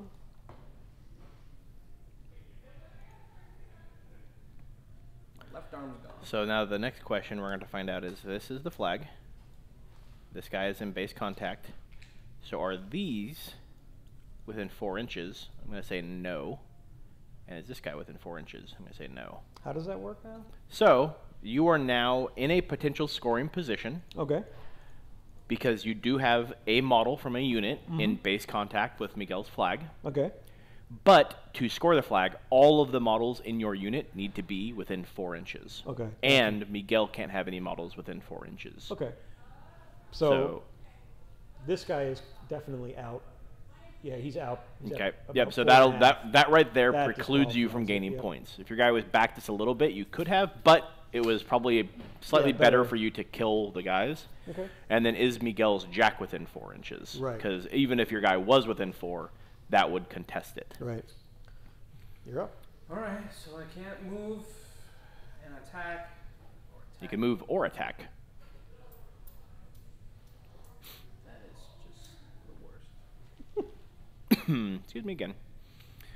Now, if on your turn, let's say you could move Haley in base contact with your flag and clear his flag, you could potentially score. That's 2 points you would score. 1 for dominating yours and 1 for controlling his. Interesting. And Agathea does need to move and not killbox herself. But she can spellcast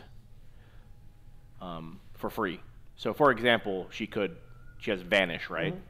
She could vanish forward into an advantageous position and then attack. Interesting. Okay. And sacrifice her movement to the feet. Either way, it sucks. Welcome to Haley 2. Yeah. So Welcome to Haley 2. It's bullshit. That's what it is. hey, family's dream. Did he not crush me last week? It's true. Annihilate me last week? It was a pretty savage I feel like it was a beatdown. little brutal. It was. I It, feel like I got Alright, she's gonna go right hurt there. just a She's little gonna- bit. She's gonna vanish. And then she's going to whack this guy. Sure. yeah. So. That's so brutal. Yeah, so Miguel's in a situation now where he has to make a decision for every model whether or not they're going to sacrifice their movement or their attack. 7. And right now, Agathea is casting her Vanish spell, which allows it to Hit. move 3 inches 17. Minus 2. via spell casting, so it doesn't cost his movement, and he's still attacking. So you got Dark Shroud, correct? Yeah. So you're like POW, what, 15 or 14, technically? She's a POW 12. So it goes to a up 14. Yep. That's minus 3. Yep. And he has all of his boxes, or is that the one that's You damaged? need 2 points. That's minus 3. 2 2 damage. points. Collects a soul. Yum, yum, yum, yum, yum, yum, yum, yum. Cool. Get that soul collection going on. Damn, I screwed up. Screw up again.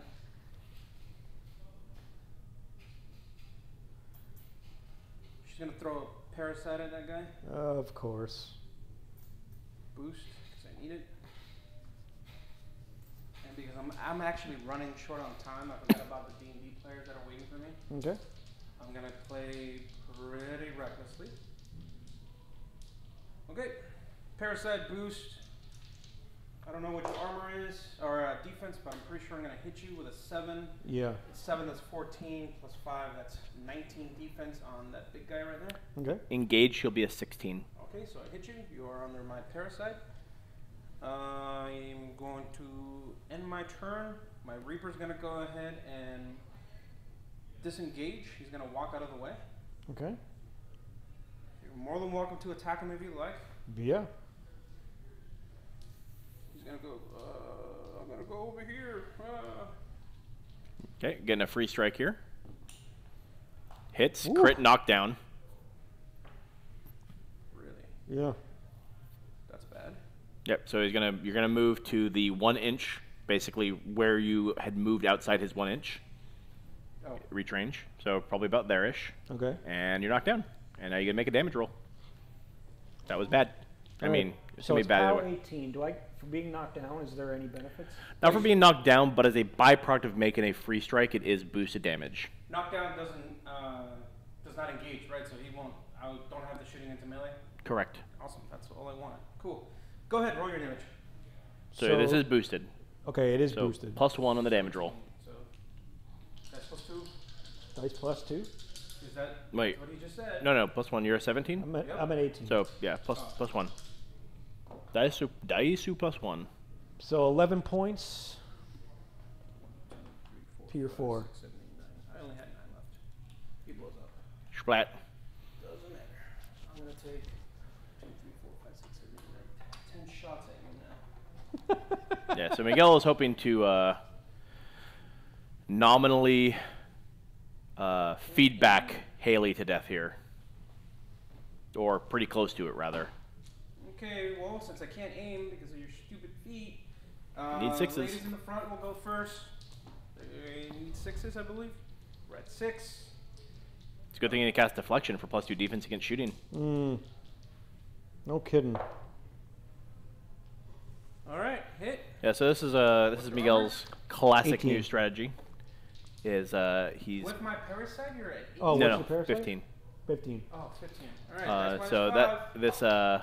this ironclad right here, Feedback. it's got a -3 armor, Okay. and so now he's hoping to just plow as many shots as possible from his gunslingers into it. Second attack. Each of those shots that damages will put a point of damage on Haley. So he's got 5 of them, which is 10 shots. If each one of them hits and damages, it'll feed back a damage into Haley. So we're talking 10 free damage on Haley, and she has like 15 boxes. So it basically puts the pressure on Eric to go, well, I forgot I'm not from this point on, it's potentially very easy for me to just arbitrarily splat Haley on accident. So you gotta play mindfully of that. There's definitely something very Hits. real about putting that kind of pressure on your opponent, That's -5. especially when the damage can come from so many sudden spaces. However, Misses. it looks like Miguel is totally 100% farting all of his rolls, so it might be irrelevant. 5 to the 4. Feedback. 1 lady left. Not what I was looking for. How much feedback did you do? Hits. I've only done 2 points of feedback. Ouch. That's -5. That's cool. That is 5 5 to to the 6. How far away is your desecrator from Haley? Last attack. Too far. Yeah, well, you could drift. Misses. Okay. What a great turn. Yeah.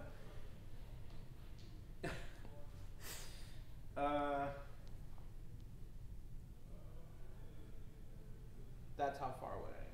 Just out. Just out.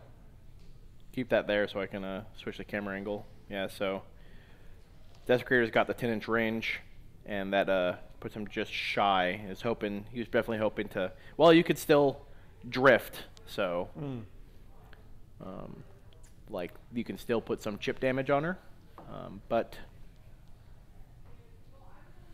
Well, let's see where I gotta go. To the 1, and it's gonna go 5 inches to the 1. well, you got the right direction. But I think you went too far. She's in it. Is it 5 or 4? It's 4-inch AoE. All right. Well, if you were about 1 inch short and you went 5 inches, you would have gone 4 inches. And she is slightly larger than an inch, so it is not outside the realm of possibility for. Right, so it ends right there. And she's Look at underneath. out of it. Yeah. I see now that I put the top one on top because it throws a shadow down. Yeah. You mind putting it in? Hmm? It's gonna remain there, so it. Boom. Thank you. Not quite, Yeah, it's gonna be but does get some other stuff. right there. Notably, those sword knights are pretty easy to kill. They're 13, 14s. With they get bonus defense when they're base to base, but a 14 armor sure is I'll boost the acid. going to die. Whoa. Where was that when I was shooting at the freaking robot? I think he's dead. Who'd you hit? Acid. Yeah. No, no, that guy.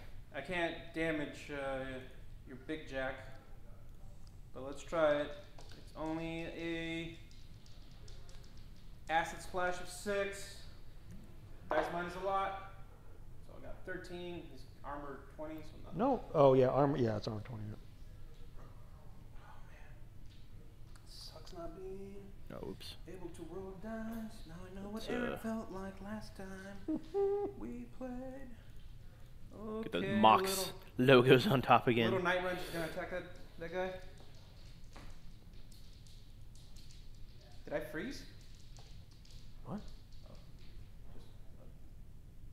just looking at my time. All right, Night Wrench is gonna bash at the guy in front of him. Okay. It's gonna boost your hit. He's got a 5. 5, 8. Yeah, that's gonna hit. Yep. He's a 13. Or I'm sorry, he's got a 15. 8 on 5. That's 13. Misses. Wait, no, I rolled 3 dice. 2 of them were 4, weren't they? Then the other die was. Also, if anyone's been here for a while and actually wants to chime in and tell us what the audio levels are like and if it sounds good or not, we would appreciate that, because that's definitely sort of been a struggle. So let us know if you can hear us okay without having to crank your volume to 11. He's gonna go over here. So this is a pretty poor board state for Miguel to be in. Yeah, I think I'm actually gonna have to concede. Not that I want to take your victory away. This is a good example of I how don't foresee that truly defeat. unpleasant Haley 2's feat is. Yeah. So essentially, this guy doesn't really get to do anything meaningful. These guys got to kind of do their thing, but not aiming really impacted their ability to actually apply hits to the Ironclad here. Denies you, like, that ability These to guys do- basically don't get to do anything. None of my jacks could charge. That guy doesn't get to do anything. Yeah. It's not a nice. And Agathia got to go up and kill that one guy. The big threat here is what would inevitably happen on Eric's turn is Haley, who is right here. Yep. Right here. Yep. Right there, would walk over to this flag and dirtle and score that point. Agathia, as a warcaster, does not contest this flag. So actually,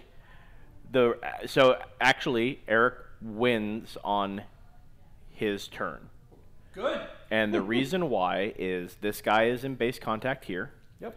Both these guys were within 4 inches. Mm-hmm. The unit is over 50% strength, which means that they will actually score the flag at the end of Miguel's turn, Oh, okay. taking Eric up to 3 points. That means that all Eric has to do on his turn is those guys stay there, Right. and Haley walks over to this flag and ends his turn, which is 2 more points and a victory for Team Blue. Bringing it back. Bringing it back. Yeah. Come down. So let's. I'm gonna real quick review exactly how that happened. on Miguel's turn, he forgot about the kill box scenario, which scored Eric 2 points on his turn. I didn't feed what I needed to feed. Which was On Eric's like following turn, he put himself in a position to threaten these flags with these models. And the kind of the funny part about that is this guy, who is standing right here, Mendigo, because of being more than 4 inches away from the flag, meant that Eric could not score that flag right here. However, because Agathea killed that guy, and the unit remains over 50% strength, which is 3 of 5 models, suddenly allows Eric to score the flag on the end of Miguel's turn, putting him up to 3 CP. That means on Eric's turn, which all he has to do is walk over, dominate his own flag for another CP, ending the turn and scoring the 5th and final point to win the scenario. So a good example of how the scenario like really can impact like the kind of stuff that's happening on the table. Especially a very good example of how the kill box elements of some scenarios really put you on the back foot in a big way. I completely forgot about that, and you commented on his fact that he needed to move. Was when I realized that I had not. So Yeah. I was like, oh. And then, of course, doubled with the fact that what really actually put the hurt there was, in fact, Eric saving Haley's feet for that 3rd turn, which meant that on this turn, Miguel's guys were really locked out on where they could go and what they could do. They basically couldn't get past this line and meaningfully project force across the table. You're too far away, can't walk up to you. Right. I'm Cryx, so I mean, up until now I have a good gun line. I can't aim, and these chicks at Rat 6, they need to aim. Right. Yep. These girls are powerful. They're a danger. Right. At Rat 8. Right. So you know they're taking 2 turns to get into position, and they're just shooting you down. That's why I was glad that he died. I wanted him to get out of the way because I was not going to be able to do anything. But the dice guides were not looking down on me today. Yeah, so I Miguel. don't know. The first half of the game, you were pretty brutal. Yeah, the first half was pretty gnarly, and it kind of tapered off in the back half. Yeah. But Miguel actually had a shot there. If every single one of the Satixis Gunslinger shots had connected and dealt damage and feedback into Haley, then that suddenly puts Haley on. How many boxes does Haley have? 10? Or, I'm sorry, 15? She would have had 15. 5 boxes left. She's at 15? Yeah, so that would have been... leaves her on 5 boxes. Then, if the Desecrator successfully drifts a shot into her, you boost damage. She's only armor 14, so it's -8. So it's extremely possible for you to spike that and deal 4 or 5 damage, and it would corrodes her, correct? Yep. So then that suddenly is on a 66% chance of she dying on her upkeep phase from the acid. So like that was a live assassination. Probably the only thing you should have considered doing, Miguel, is instead of, let's see, you cast a Parasite. What else and she casted Vanish. That's 4, and she's a 7. How much is her nuke, Hellfire? Her Hellfire costs 4 to cast. Okay, so you wouldn't have been able to nuke her. Yeah, with Hellfire. No. Oh. Yeah. I was not able to deal damage. Well, we got a good taste for a rudimentary taste of the controlled domination of Haley 2. What is your overall thoughts, Eric, on your new caster here? I love Haley too. Yeah. The telekinesis was fun to use. Devastation, I could see when that goes off, that can be brutally. Oh, the domination spell? Domination, yeah. Huge. And you're right, the feat really does limit your options. So I thought that was, coming from Maddox, which was the only caster that I've been playing. Very straightforward, very brawly straightforward. caster. Yeah, this gives you a lot more options to play around with, and a lot more things you can Are you guys thinking you're going to continue doing 50 points going forward next week, or are you going to bump it up? I'm ready for 75 points. I have a cracking list that I'm willing to play. It's got 2 units of cavalry. It's got soul hunters. It's got the raiders. Big cracking on the table, as well as Gorshi 3. I'm really looking forward to playing that against not a mirror match. I've only played it against Cryx, and I don't know if it can actually do anything. Sure. Which caster are you using for that? Gorshi 3. Horse Lord. Yeah. When I played it, my opponent ran out of units, and I kept bringing back cavalry. So he destroys my dudes, but Gorshi says, come back. Mhm. Combat. Raiders. Mockery of first life. was really good. I had Deteran Wraith. He reduces your damage output by 2, or he can make sure that my cavalry is just a little bit faster. Yep, yep. But what's important, what I learned with that list is that recursion, and then I just run a bunch of. Interesting to see. I'm looking forward to it. So this was week 2, and I think we got a much better setup. Some people commented on liking the player cams, and you guys look particularly handsome, etc. Yeah. And hopefully the Boys audio figure. was decent. We'll go back and review it in the VOD at some point. But having the, I hope the paint and being able to tell straight was very useful from my perspective. So I'm looking forward to continuing this trend. And it looks like Eric's already starting to paint his models. yeah, he's Thank getting some God. paint on his guys. I like the blue so far. So So now you guys are probably gonna be back like Thursday for doing some X-wing and stuff. We might do X-Wing. Maybe Wednesday night we might do some more Warmachine. Sure. Yep. So we'll see. We have D&D tomorrow at 7 o'clock. Yep. So D&D Pacific tomorrow time. at 7. If you guys can't quite hear him quite as well as I am. And we'll see where we are the rest of the week. If not, next Monday. Awesome, guys. Well, thanks for tuning in. It's been a blast as always. So again, for it's Mox Boarding House hosting our good friend David the Lutz and playing some Warmachine Hordes. Have All a right. great See you afternoon, guys. guys. Thanks for watching. Step stream.